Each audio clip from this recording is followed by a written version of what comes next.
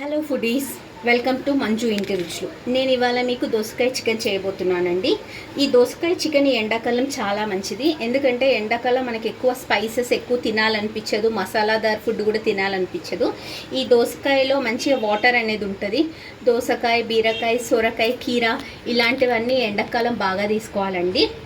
ఇది మీకు వెరైటీగా ఉంటుంది, ఎక్కువ మసాలా ఉండదు, చాలా టేస్టీగా ఉంటుంది. నా రెసిపీ చూసి మీరు ఒకసారి ట్రై చేయండి. మనం పొయ్యి మీద ఇలా ప్యాన్ పెట్టుకొని ఆయిల్ వేయాలండి. ఈ ఆయిల్లో సన్నగా తరిగిన ఉల్లిపాయ వేయాలి. ఈ ఉల్లిపాయ కొంచెం వేగాలి. ఈ ఉల్లిపాయ గోల్డెన్ బ్రౌన్ రావాలి. ఈ ఉల్లిపాయలు వేసిన తర్వాత మనం ఇలా కరివేపాకు వేయాలండి. కరివేపాకు చాలా టేస్టీ ఉంటుంది. ఈ ఉల్లిగడ్డలు ఇట్లా గోల్డెన్ బ్రౌన్ రాగానే ఒక హాఫ్ స్పూన్ పసుపు, 1 స్పూన్ అల్లం వెల్లుల్లి పేస్ట్. కంపల్సరీ అల్లం వెల్లుల్లి పేస్ట్ ఉండాలండి.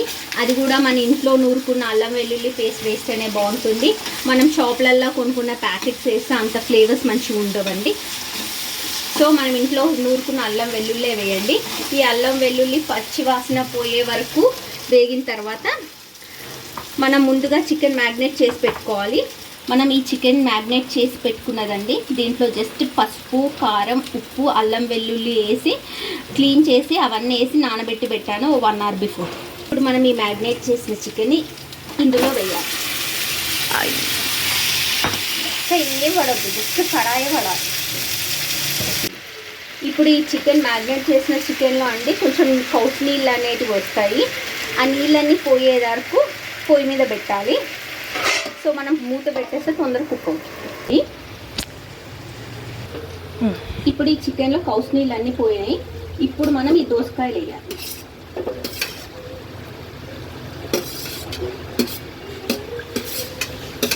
ఈ దోసకాయలు అన్నీ వేసుకొని కొంచెం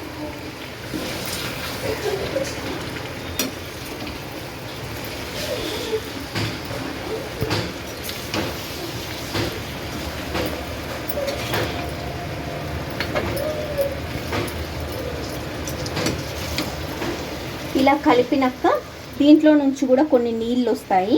అప్పటి వరకు మనం మూత పెడితే ఆవిరిలో నీళ్ళు వస్తాయి దోసకాయ నుంచి. ఇందులో మనం ఒక 4 టమాటాలు సన్నగా కట్ చేసి దీంట్లో వేసుకుందాం. టమాటా ఇది మగ్గిన తర్వాత మనం కొంచెం ఉప్పు, కారం టేస్ట్ చూసుకొని కొంచెం చికెన్ మసాలా వేసుకుందాం.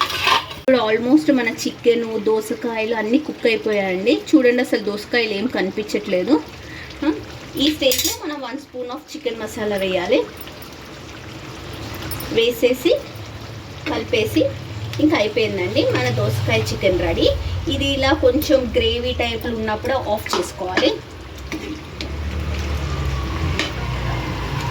చూడండి, ఇప్పుడు మనకు దీంతో ఏ రసము, పప్పు ఏది అవసరం లేదు. జస్ట్ ఇది ఒక్కటి పెట్టుకొని తినేసేయచ్చు. ఇప్పుడు చికెన్ మసాలా వేసిన తర్వాత ఒక 2 మినిట్స్ కుక్ కానియాలండి. ఇప్పుడు మన దోసకాయ చికెన్ అయిపోయింది. ఈ రెసిపీ కనుక మీకు నచ్చినట్టయితే like, share and subscribe to Manju ఇంటి రుచులు.